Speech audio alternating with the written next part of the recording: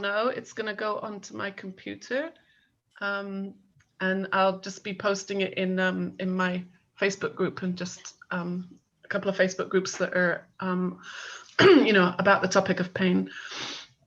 So hi Fenella. Hi, how are you? I'm doing great, thanks. Nice to see you. You too. You're nice and warm there because it's freezing here. Yeah, I've got my cozy blanket on my lap.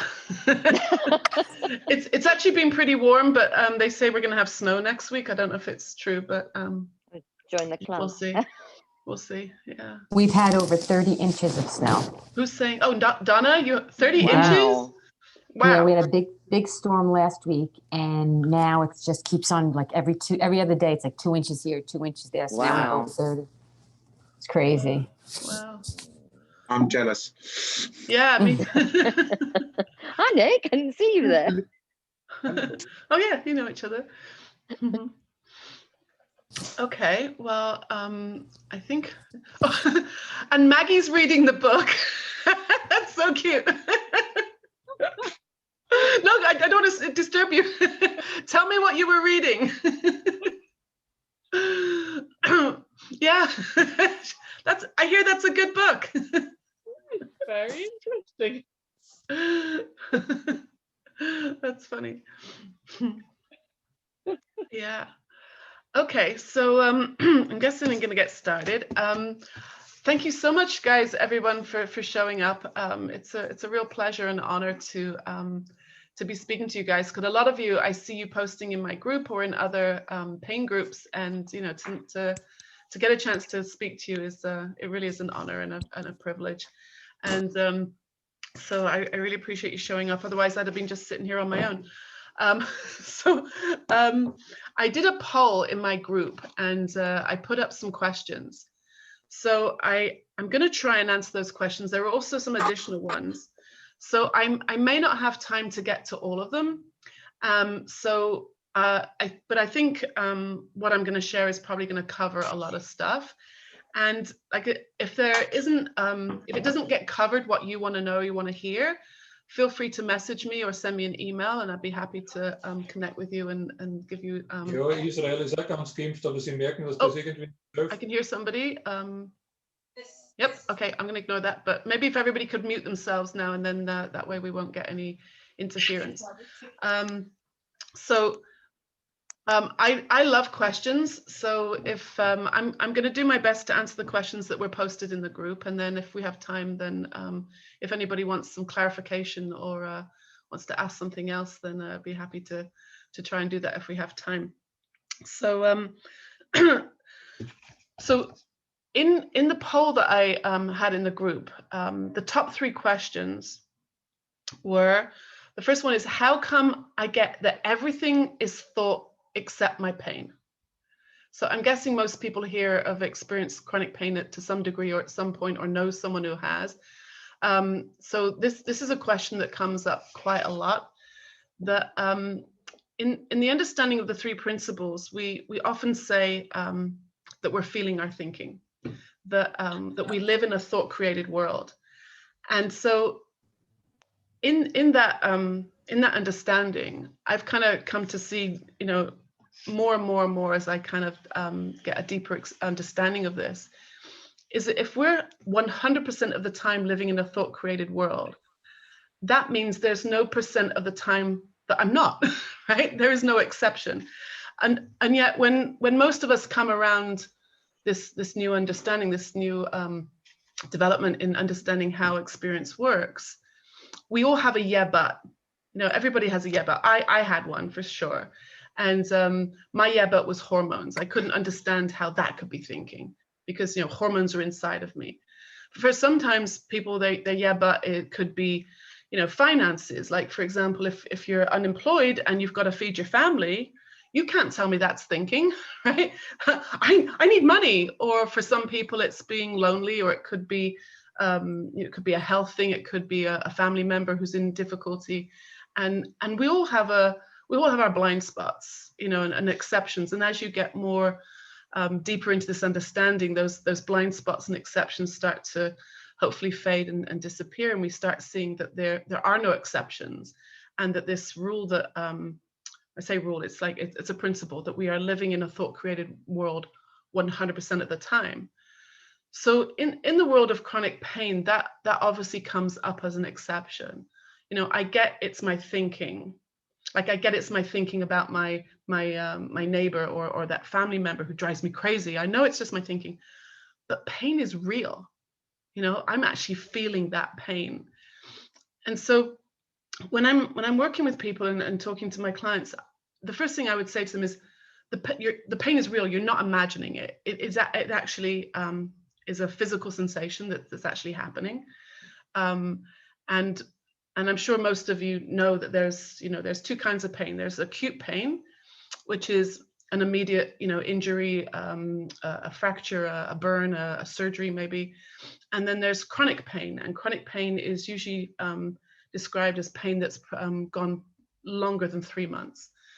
And so with chronic pain, it's coming from another source, because by that time, most injuries and surgeries and things like that will have healed already.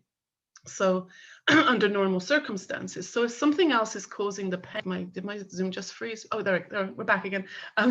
So if something else is causing the pain, then what is it? And that was really what my work is about, and the book that I just published, and is helping people see that that actually both kinds of pain are still experienced through thought, whether it's an immediate injury, or it's something that has been maybe healed a very long time ago, and I'm still experiencing the pain now.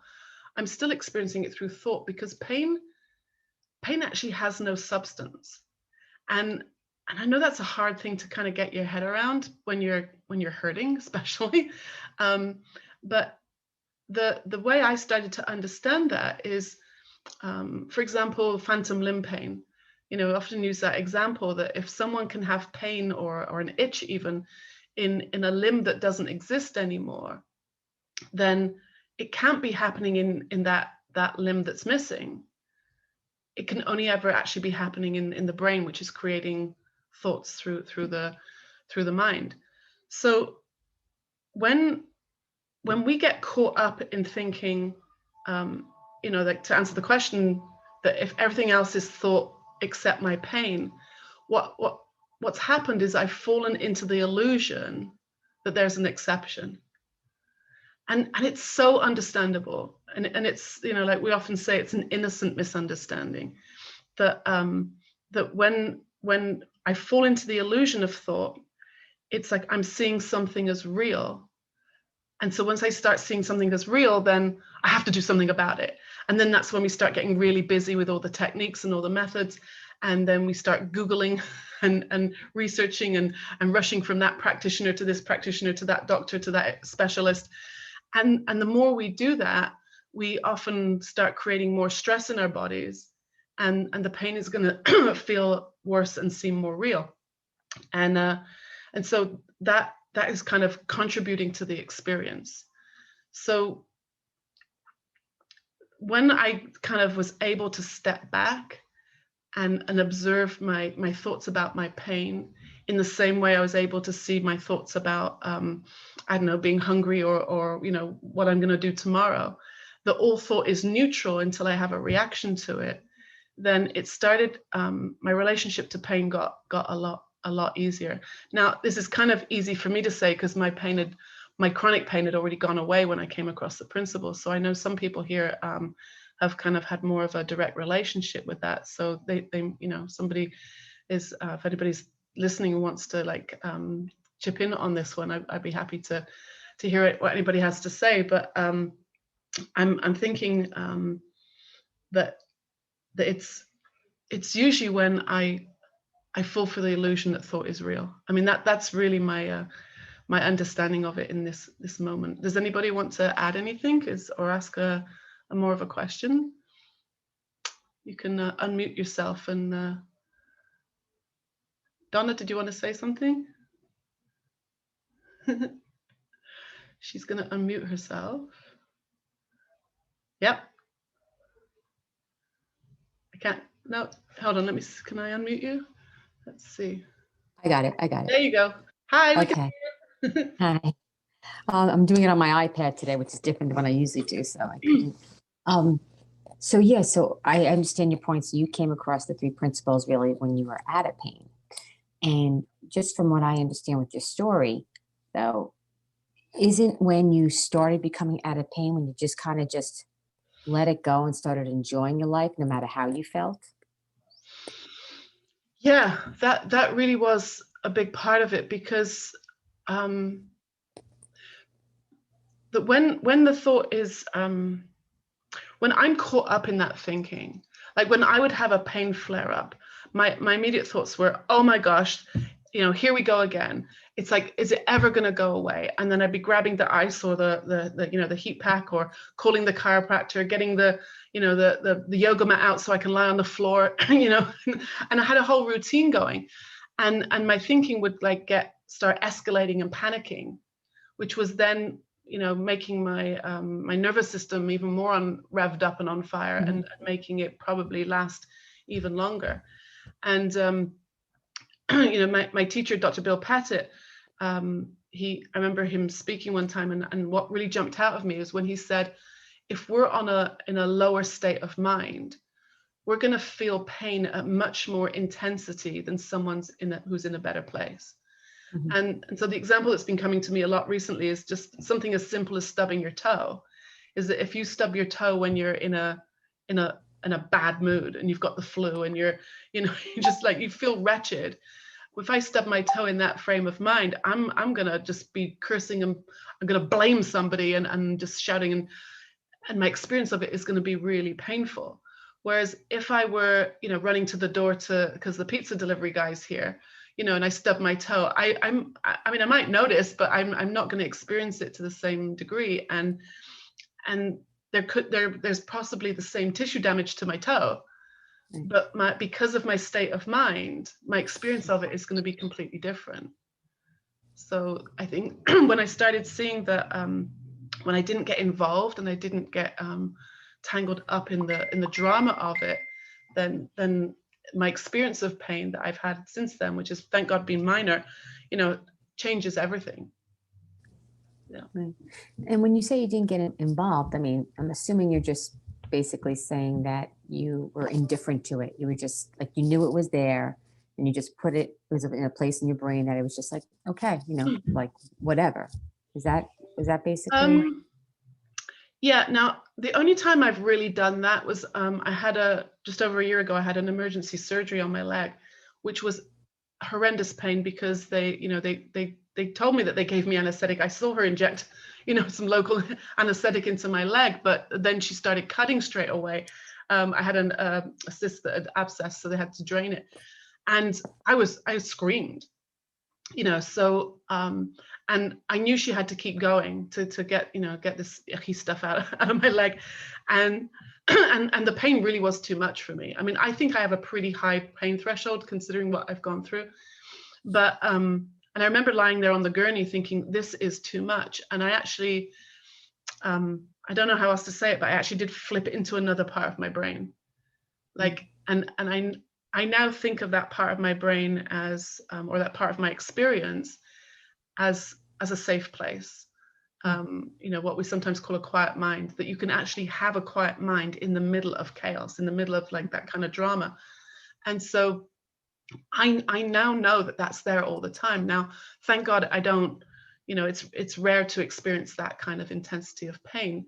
So if I could get a twinge in my back sometimes these days, or I could get, I could get some kind of, like, I don't know, we could all like burn our hand on the stove or something, and I just like the drama around it's just not there anymore, because it's happened, it's going to heal, and just start moving on, and just like, and then it's amazing how it can go in and out of consciousness. And that was one of the first bits of research that I came across that I found really helpful, was that we only experience pain when it comes into consciousness. So if my consciousness is in the toilet, right, and which is completely understandable if you're in pain for a long time and it's constant, and but even when I've had clients who say they're in pain all the time.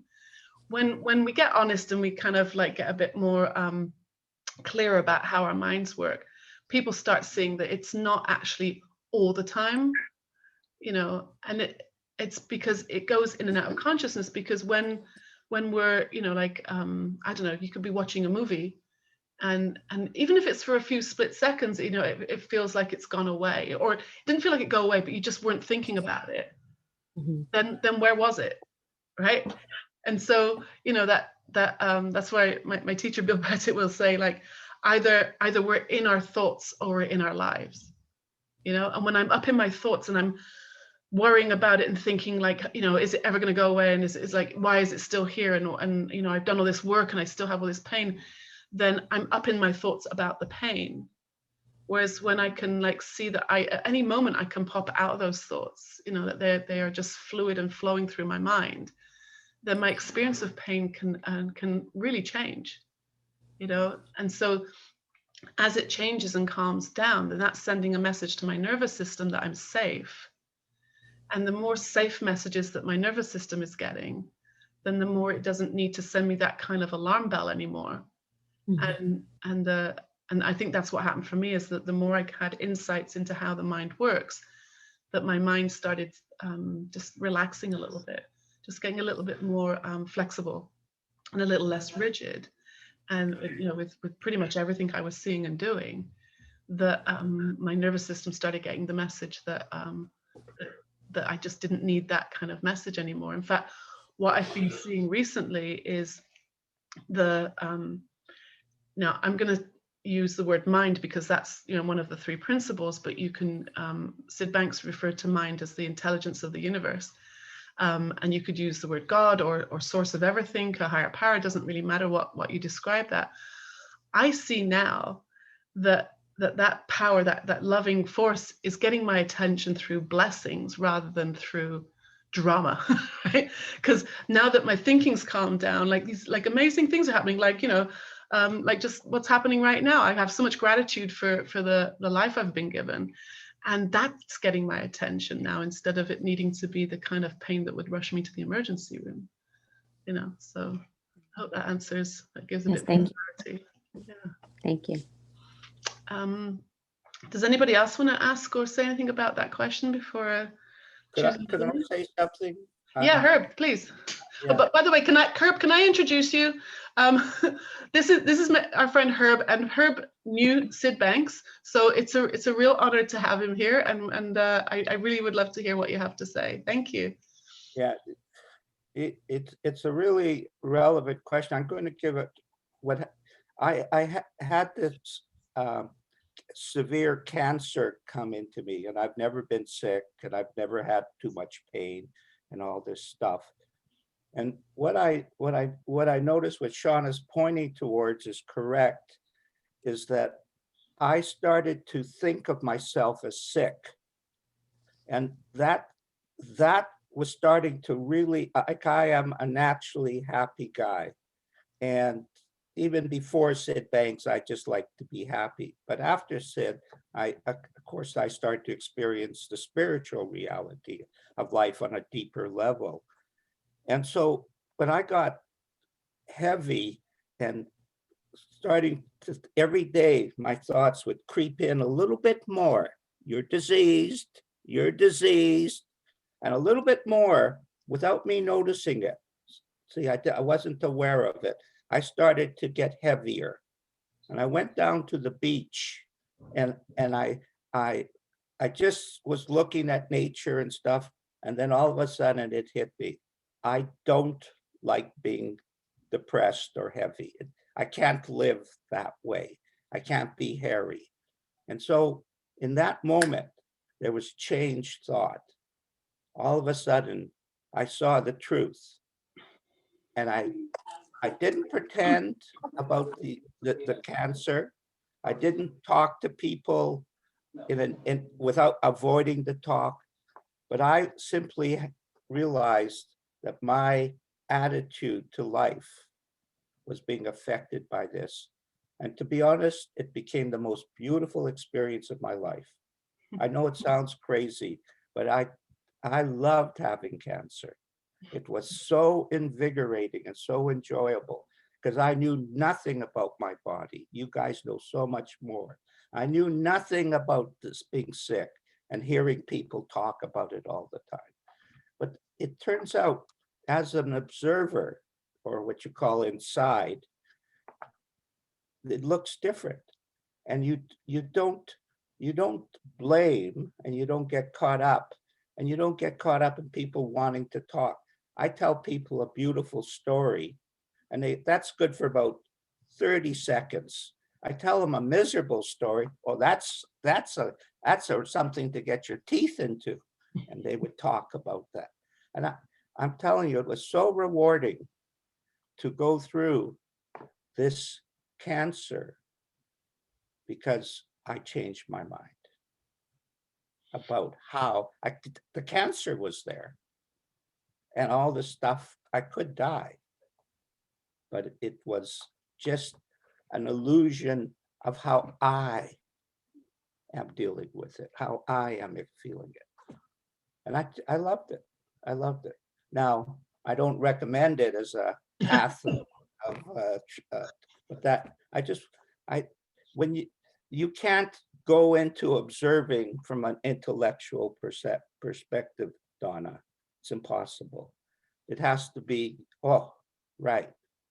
And thought at the principle level is different than thought on the psychological level. Yeah, thank you, Harry. Because, like, I love what you just said about how it can happen, like, with just one new thought. Because I think a lot of the time we think there's, because of the intensity of the pain, or you've been in this experience for a long time, it's going to take a lot of work, to change. And like you just described, it really is just one new thought, like Sid said. And sometimes we could, that is really obvious and you can experience it. And sometimes I've had the more of a drip, drip, drip kind of experience where I've looked around and it's like, where did that thought that was driving me crazy, where did it go? It's just like I was able to, let go of it. And it just, because thought is always moving and it's flowing and it's fluid, it's already left the station.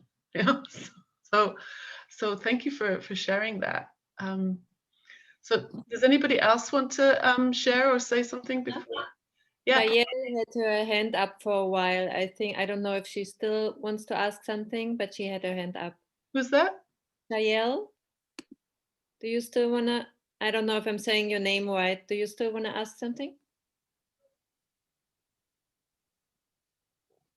Oh, hi, Ella, we can't hear you. You're muted. Can you hear me now? Yes, I can. Hi. Hi. I just very much experienced recently what you were talking about, where I was having nausea, and I realized that when I was having an enjoyable conversation with a friend, I didn't have any nausea. And when I was enjoying my drink, I didn't have any nausea. And I knew it wasn't the conversation or the drink. And suddenly I noticed that when I'm self-conscious, I'm experiencing the nausea. Yeah. It was so weird. Yeah, and that's what I believe that's what it means, is when something can go in and out of your consciousness, that the pain can be so real in 1 minute, and it's hard to put into words, but it's really amazing that you're like, where did it go? And then I'll think about it and it can come straight back again, So yeah, thank you.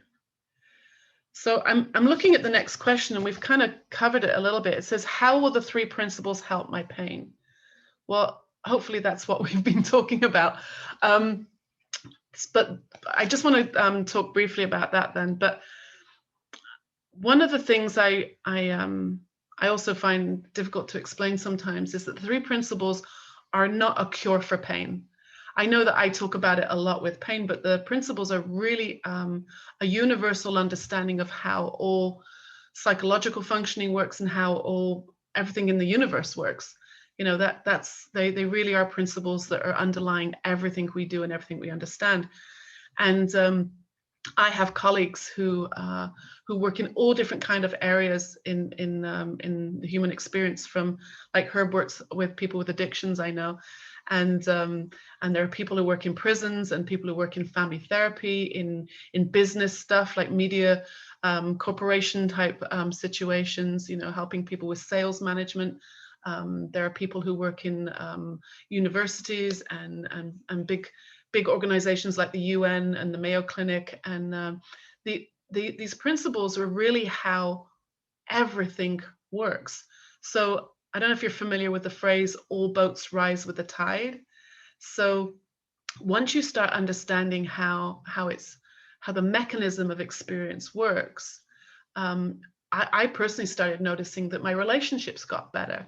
And, you know, and I was like, I enjoyed my job more, and my neighbors didn't bother me so much, or, you know, all those kind of things started happening because I was just in a better place, in better frame of mind, a better level of consciousness. And so in that place, I think also contributes to how my pain went away, because once I was not all caught up in the very judgy thinking that I used to have, like, you know, I'm sure many of you coming through the pain management world know that most people with chronic pain are described as being perfectionists, and it's very much a generalization, but I kind of found it to be true, and that we, you know, very much want, you know, for in a good way and for good reasons, want things to be a certain way, and we get kind of frustrated when things aren't the way we think they should be. And I was very much like that. My head was constantly supervising, monitoring, you know, judging everything around me, what everybody was doing. And someone said to me once, she said, "You have very high standards for everybody, only you can't live up to them yourself."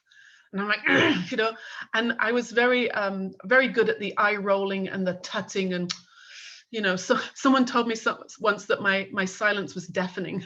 You know, because my disapproving eye was like just like monitoring everything, and so the more I understood that thought is creating an illusion, and I didn't have to get in there and control it and react and have that judgmental thinking anymore, my personality has really like mellowed. Several of my friends have told me that.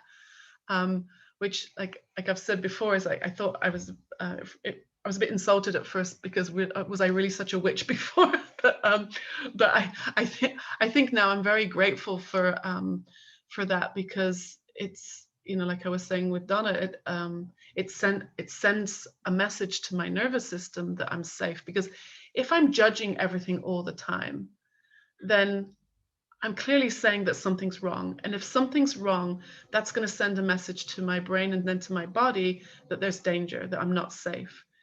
And so that's what keeps our bodies in fight or flight a lot of the time. So once I start sending, you know, a more peaceful message and living in a more peaceful frame of mind, then my body doesn't need to be preparing me for danger, to run, to survive. And so that's where a lot of our physical ailments come from, in that we're in survival mode all the time. You know, stomach problems, skin problems, migraines, fertility problems are happening because the body thinks it's in survival mode. And once I started seeing that that wasn't necessary, you know, things started calming down, and stomach problems have gone away, back pain has gone away. And like I said, that intelligence of the universe is getting my attention with like blessings and good things happening these days, rather than, you know, emergencies, pain and drama. So I don't think the principles are not a technique. You know, it's not a cure for anything. What it is, we often say it's a description rather than a prescription. So the principles are describing how experience actually works, the mechanism behind it. That thought is fluid and it's flowing. It's always moving through me. So therefore I don't actually have to do anything to make it move. Its nature is to flow.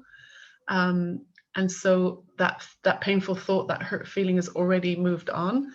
And consciousness is just, like Sid said, it's like us being aware, just being awake and aware. aware of my surroundings, and another way of saying it could be like state of mind or moods, and like we were saying, depending on my mood, that's gonna kind of color how I experience everything around me. And mind is, that what I was just talking about, that loving intelligence that is already running the world. And if that loving intelligence is already making my heart beat and my lungs breathe, and it can heal, a fracture, it can make trees grow and the sun come up and do all those other amazing things, then it can take care of me. And what I've seen so much is that, what my teachers pointed me to is that we're not broken and we don't need fixing, and that we all have this innate wellness inside of us. And once you start seeing that to be true, then my level of fear and insecurity started to melt and go away, because I was able to see that there was actually nothing wrong. And that's what we mean by an illusion, is that that I wasn't broken. I didn't need anything extra to make me better, and that all my judging and frustration was actually me just creating a lot of misery for myself. So I mean, that's kind of how I would explain the 3 principles can help my pain, in that I just live in a much better, safer, happier world now, and the pain's gone away, which I don't take lightly. I'm very grateful for it. Does anybody have any questions or input on any of that? Janet here. Yeah, hi Janet. Hello. You said that your pain went away before you discovered the 3 principles. So what were you doing then for it to go away if it wasn't the 3 principles? Actually, I don't know that I mean, if I said that was, I didn't, that's never been my. Oh, okay, sorry, I misinterpreted then. No, sorry. you're fine. What you probably heard me say is my pain went away before I'd come across Dr. Sarno or any of those kind of, TMS and any pain management stuff. Because I was told by doctors that my pain was because of my injuries, because of my unstable pelvis, because I have one leg longer than the other, and all these other medical reasons. And so I wasn't actually looking for anything to get rid of my pain, because it never passed through my mind that it wasn't ever going to be like this. I was taught I had to have to cope with it for the rest of my life. And that's what I was doing with the regular chiropractic appointments and the, and the Pilates to do that core strength work, and, and all that other stuff with, I had the, a massager, and like I said, the ice pack, and I just had my life set up so I could cope with the pain. So when I came across the 3 principles, it was more from a point of view of self-development. And, I'd been coaching for a long time and always been interested in self-help and all the whatever the latest in vogue thing was to do. And so someone had mentioned to me the 3 principles, and I was so taken with it, because I felt like I'd finally found a vocabulary to describe what I kind of had suspected all along. I knew my thinking had gotten me into trouble, and the best thing I'd come up with was to ignore that crazy, negative thinking. And that's what I was doing. But I now see that all that ignoring and work I was doing was actually contributing to keeping me in an agitated state. I've got to meditate today. I've got to write, I didn't do enough. I got to, I did it wrong. Excuse me. And so my pain went away as I was getting insights into how the mind works, and my mind was calming down. And it wasn't till, I'd finished a course, where I was learning to be a practitioner, that I kind of looked around and was like, where did my pain go? And I can still remember sitting there, like checking in with my back and thinking, I feel really strong. My back feels strong, which after decades of feeling weak, being told that it was weak, I remember one time having terrible pain, back spasms, because I turned to put my seatbelt on. And when I got to the chiropractor, and she said, oh no, what happened this time? And I said, well, I just turned to put my seatbelt on. And she said, yeah, well, that'll do it. And I'm thinking, like, how can putting your seatbelt on be a problem? You know, so we're often told, you know, don't lift anything too heavy, or it's that old, you know, football injury. And there's so much misinformation, because like Dr. Sarno said, like, you can't actually lift anything that's too heavy for you to lift. Now, you might be resenting helping your neighbor move house, and so your muscles like spasm and like as you're lifting a box. But like, I still have one leg longer than the other, and I have no pain. So all these light bulbs started going on as I started understanding these principles. And so it wasn't like I was applying them to get rid of my pain. It just kind of happened as a very, very happy side effect of learning, you know, learning about these new ideas. So yeah, thank you. It's nice to see you. Yeah. Anna, did you want to say something? No. I thought I saw you waving. You're waving. Did you want to speak? Yeah, go ahead. Yes. Oh, I'm sorry, Chana, but it's the same old thing. You know that we were talking about being confused and all these things. I'm still there. When you talk about being unbroken or not, and this is not pain, but it is. Are you there, Chana? Yeah, I can hear you. But it's about my diabetes. I think because I've been diabetic for 40 years now. I got this vision of me of being broken because the pancreas doesn't work.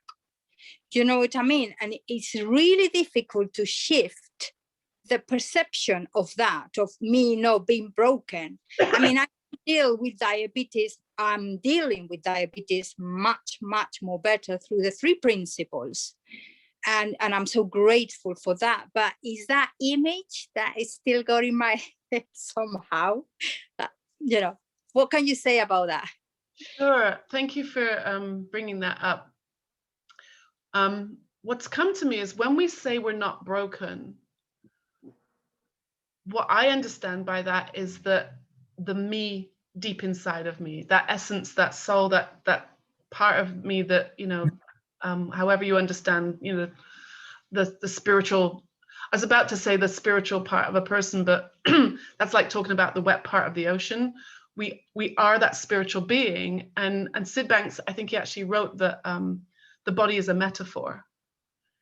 And so we are kind of housed in these bodies, which do sometimes, you know, not work properly.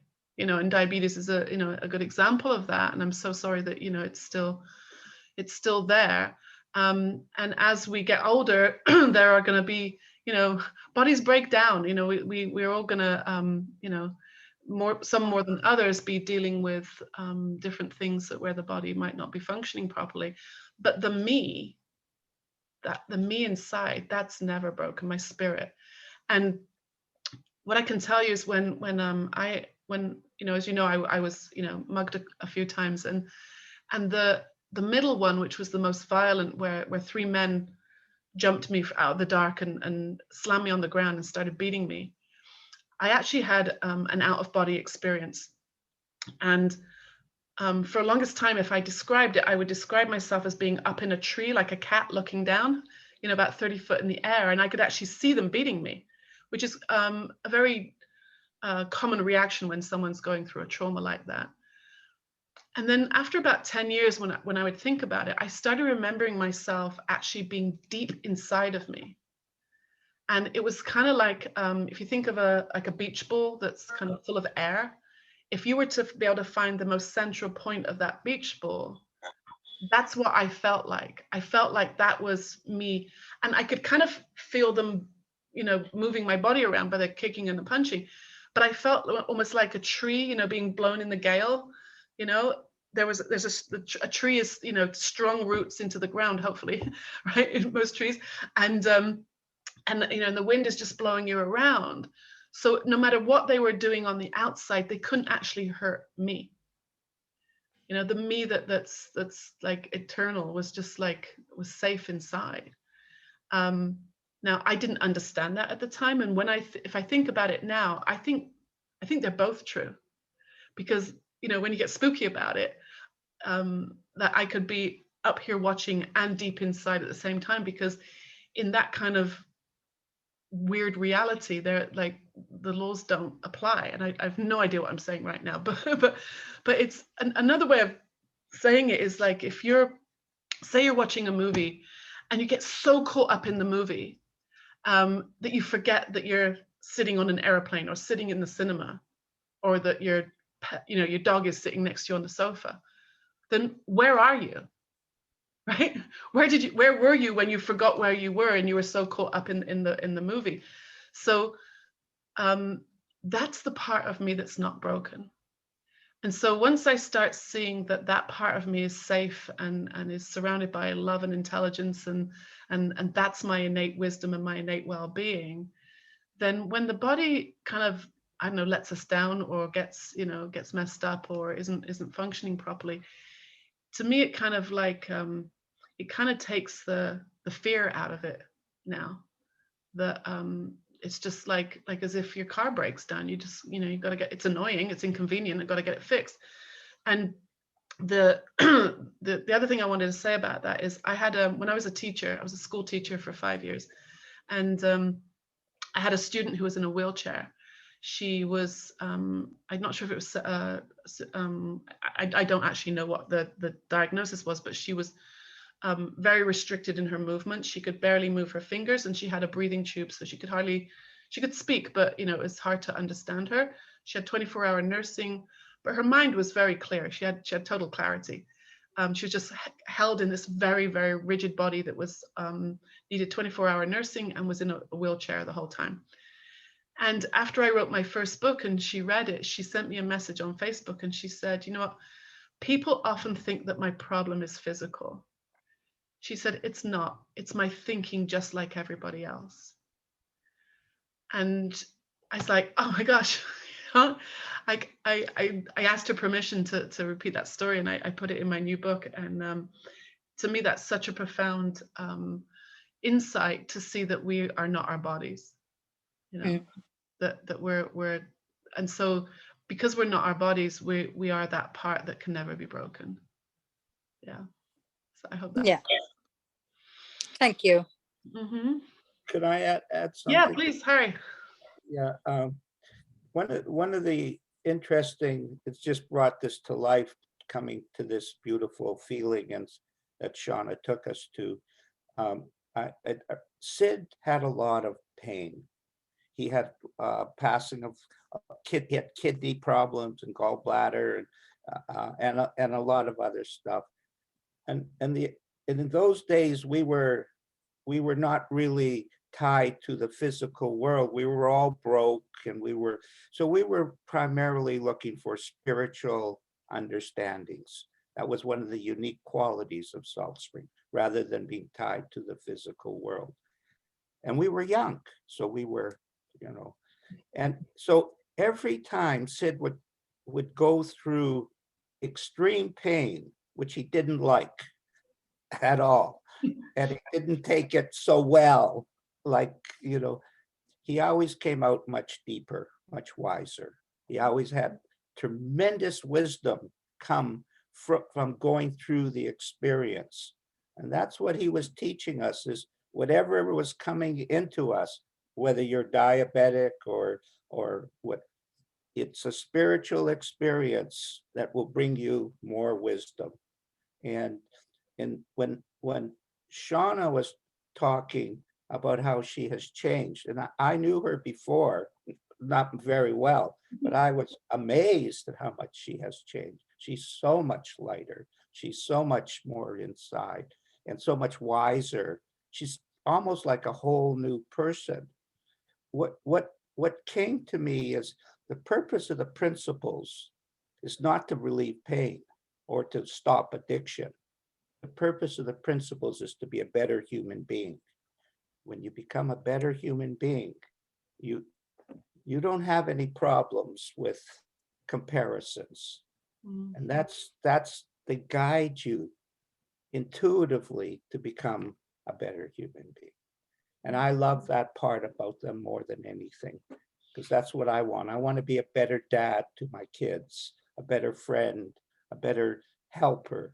I'd like to talk less and listen more, you know, type of thing. So, you know, the Sid simply went through whatever life brought him, a lot of disappointment, a lot of exasperation, a lot of tremendous amount of physical pain. But he would come out of it, and then he'd be share this new level of consciousness, just like we do, just like Chana does. And that's beautiful, beautiful. It's a beautiful group, by the way, guys. Beautiful. Wow. Thank you, Harry. That's really powerful. Thank you for sharing that. Yeah. I don't. Please, who's that? Bella? I don't. Yeah, hi. I don't know how to raise my virtual hand, so I'm sorry if I'm. No problem. Go ahead. I'm jumping in. What a beautiful conversation, Harry. I love your story. I love what you said. I love all of it. I love what you're saying. Also, it's just great. I wrote down two things as you were talking, and I feel like there's something I want to see here, and I don't know what it is. So you were talking about the essence, you know, being unbroken, which I get that completely. But then there was the body, and there was the diabetes thing. I've had 18 bladder infections in the last 7 months. So it's sort of in the same category of the body is not, you know, is not functioning in the way that I would like it to. And, you know, when I heard you say, you know, well, we got to get it fixed. And I also heard you say earlier about, you know, well, I would do this and I would do this and I would do this to try to sort of make things okay. And that was stressful and exhausting. I totally relate to that because I do that all the time. And then there was another piece about, well, it's my thinking. So I don't know, like, you know, probably if I would just like back off more and relax and have fun and spend more time at the beach and not try to fix this, that'd probably be a good thing. And, you know, I want to fix it. I think, first of all, it's completely understandable that you'd not want to be in pain. You know, I don't want anybody to feel like we're all like, you know, trying to be saints and kind of float above the, you know, like just like my mother was very much the martyr, you know, she'd like suffer in silence and then explode over something, you know. So I don't think this is, we're not looking to be numb or be in denial, you know, and if you're hurting, you know, my heart goes out to you. I had bladder infections all through my childhood, you know, and I was constantly being sent to the hospital or examined, and they could never find a biological, like a bacterial kind of reason for it. So I didn't find out until I was in my 30s that they actually sent me to a psychiatrist when I was 6 years old. Now, that would have been 1969, like 1970. In England, to send a child to a psychiatrist, I was like shocked when I found that out. It's because they couldn't find out what was wrong. And now when I look back, I think, you know, it's so clear to me now I was under a lot of stress because my family was going through something difficult, and I was the youngest, and nobody explained anything to me. And it was like, go play somewhere else, you know? And so as a child, I didn't know what to do with any of that. And so, you know, the body has an intelligence to it that when we're in some kind of stress, that it often will come out through physical things, you know. I also had skin problems. I had like terrible allergies, you know, and these are all physiological issues that come from an overload of stress to the nervous system. So then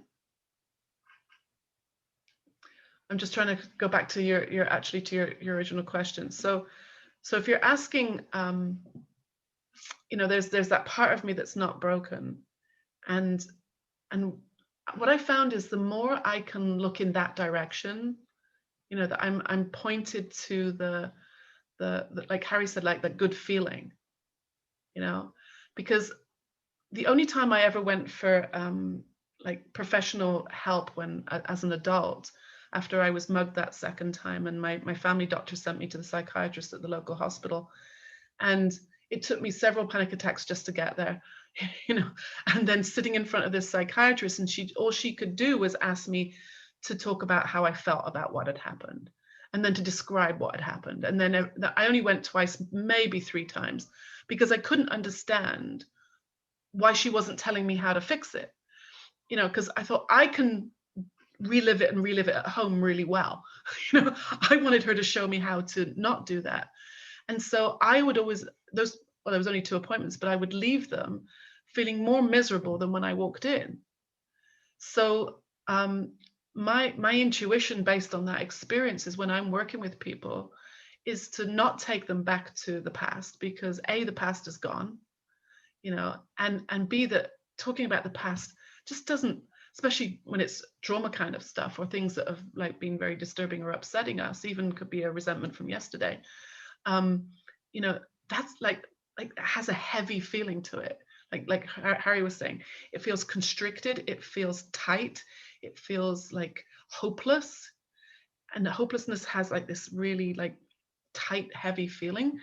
And so I know now that that's probably not where we're going to find any healing. So with clients, I want to kind of point them more to their own well-being, to even, and I'm seeing this more and more just even the last couple of weeks, to just lighten up the conversation even, you know, even by sending a funny picture or telling a joke or something, you know, and just to help people like just lift the mood a little bit, because they're more likely to be able to hear what I'm saying in a lighter mood. And then, like I was saying before, that's also sending the happy hormones and the happy chemicals into our bloodstream, which are more healing. And that atmosphere in like internally and how I live is a much more healing, kind, loving place to live, rather than continually going back into the past and seeing what went wrong and what did I do wrong, and oh no, I did it wrong again, which is the worst, you know. That just brings you down. So helping people to like lift up a little bit and just, you know, and then it's not that you can't have insights like down in the dark places, because you can, I have, but I think it's much harder to hear them and much harder to have like put some action in on it if you have an insight when you're feeling like crap, you know. Whereas when you feel better and you're then there's movement, you know. Like there's some days when being like if 0 is the worst and 10 is the best, then sometimes being a 2 is the best I can do, especially when you're in pain and you've been in pain for a long time.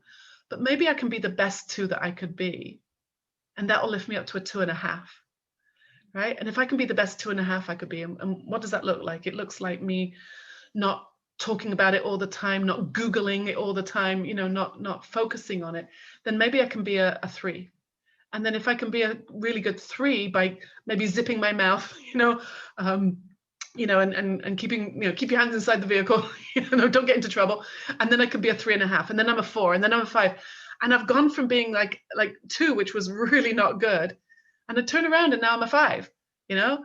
And when you see movement and you know it's possible, and like we were saying earlier, that can happen with just one new thought or just a couple of new thoughts. And that's why this understanding is really based on insight, like a sight from within rather than an intellectual understanding. Because when I would get up in my intellect, that would usually bring me down, and it felt heavy, and it was like I'm heading in the wrong direction again.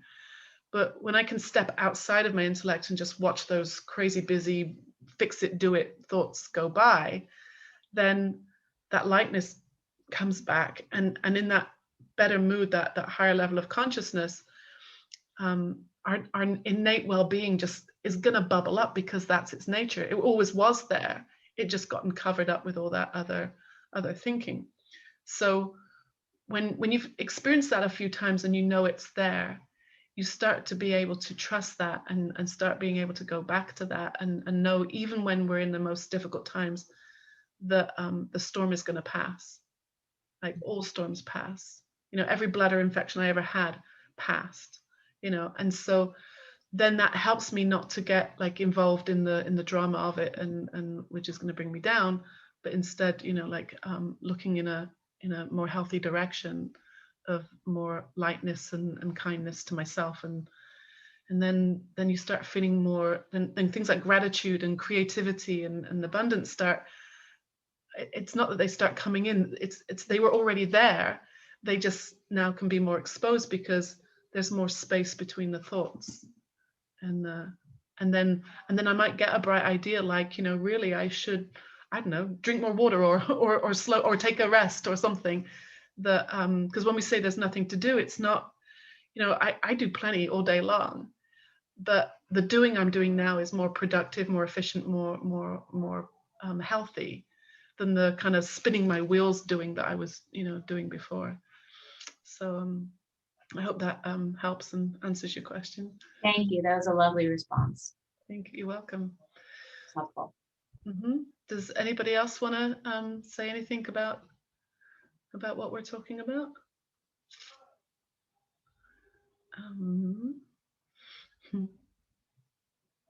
So I'm just looking at the other questions. We've got a few minutes left. The next one says, but Dr. Sarno says we have to feel our feelings. So for those of you who don't know, Dr. Sarno is, or he was an amazing doctor that really kind of pioneered the work of mind-body medicine.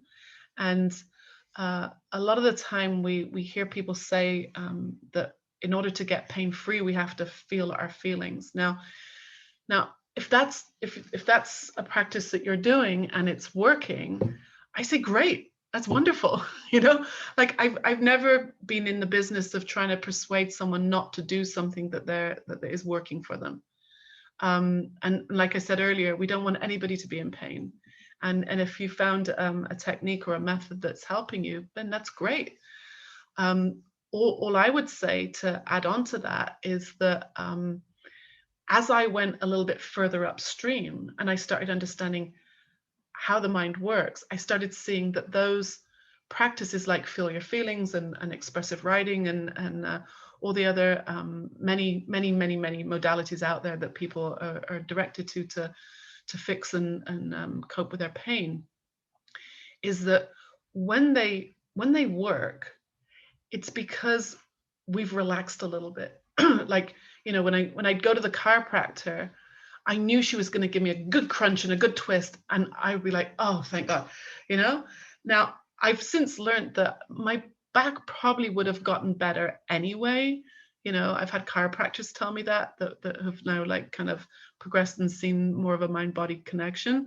But you know, like we were saying just now, like that in that very busy mind, and I want to do something and I want to fix it, and I liked chiropractors that would give me a really good crunch. You know, if they just kind of like touched me a little bit, I'm like, I didn't feel like I was getting my value for money. You know, I'd like make it go away. And it was, as much as that crunch noise was so, you know, scary, it was like I felt like I was being proactive and doing something about, you know, the twist or the condition in my back. And so all of those techniques, whether it's more of a cognitive thing or more of a treatment to the body, the innocent mistake I'd always make is I would then attribute my calmness or my new feeling a little bit better to that practitioner or to that practice, or even to that room. Or, you know, when I lived in Los Angeles, I lived at the beach, and I knew I'd always feel better if I went down to be by the ocean. You know, and for some people it might be walking the dog, or, you know, like having a warm bath. Now, all those things are wonderful, but my innocent mistake was thinking that that's where the calmness was. And so I'd have to keep going back to that technique, or keep going back to that practitioner or that guru or that place or that room. And then now I'm like a slave to that. Whereas once I started seeing, you know, that wellness, that innate well-being was already inside of me, there was actually nowhere to go. That I didn't have to go somewhere to get that good feeling. I could tap into it at any time because it's who we are. And it's nothing special about me. It's like everybody has that. It's part of being a human being. It's like I always say, like, God does not make garbage. you know. That's the down feeling and the feeling that I'm not good enough, or the feeling I need to be fixed, is just made of thoughts that are going through my mind.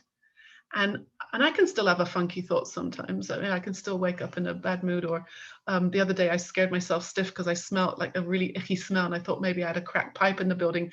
And in my brain that I thought they're going to have to dig up the floor to find out where the cracked pipe is, so I'm going to have to move out. And then in a minute I was homeless.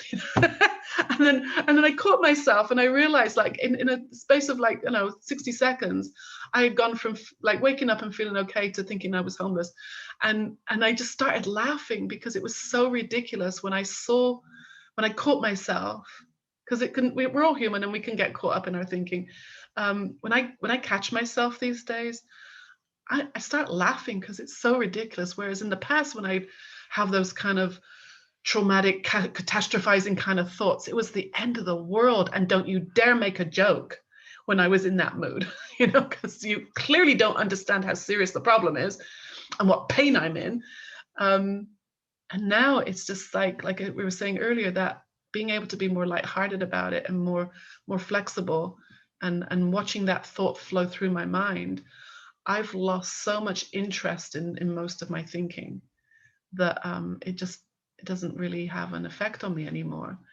And so that's what's I believe is like helping us heal. So we just have a couple of minutes left. Is Vanilla? Yeah, please.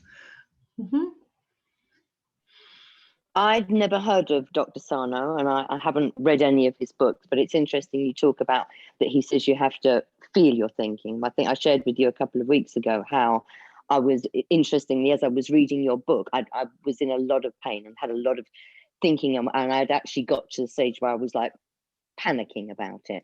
And as I'm reading the book, I suddenly thought, all I'm feeling is the effect of my thinking. And the more I'm thinking, the worse my pain is getting. And it literally, like that. I mean, I went to bed, I slept all night, and I woke up and it's gone. And it sort of just burst that bubble of that's what it was, because I'd put it in a different box. There was something different about it. But just suddenly think that what I was feeling was my pain, my thinking about my pain. And you don't have to. Isn't that amazing? It's amazing. I mean, and the pains I've got are still there.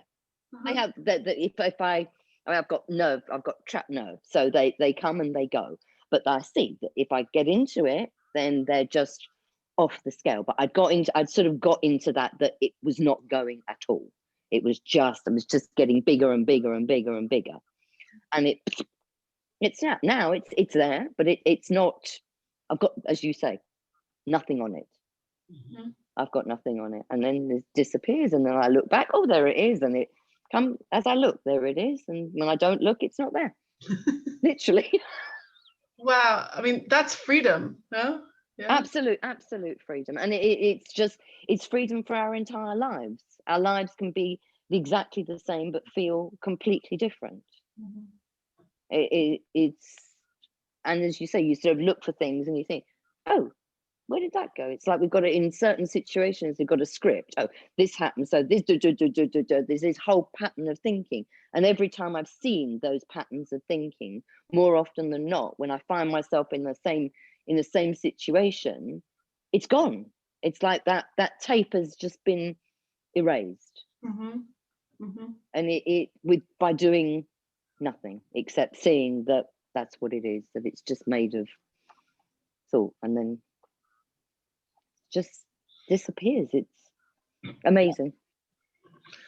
Wow, thank you for sharing that, because that's such a nice place to finish, with like a story of hope, like a message of success. That's a really sweet place to finish. And so, like, thank you for reminding me, like, I wanted to, I do have a book.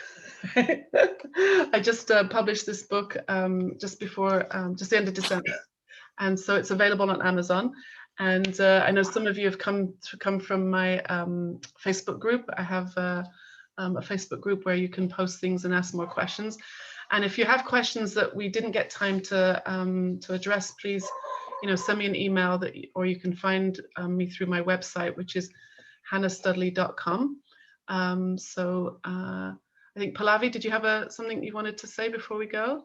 No, just that Bear wanted to ask something, but I think it's too late, right? It's like he had his hand Yeah, up. so send me an email or message me on Facebook. I'd be happy to talk to you.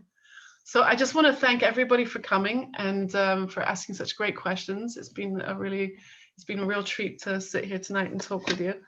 And I have a good feeling. I don't know about anybody else, but I feel good now. Thank you. So I just want to say good night or have a good rest of the day wherever you are, and we'll speak soon. All right. Bye. Thank you. Thank you very much. Bye, Janet. Thank you. Bye. Thanks, Thank you, Chana. everybody. You're welcome. Bye. Hey, Gary. Nice to see you. Yeah, nice to see you too, sweetie. Okay. Bye. Bye.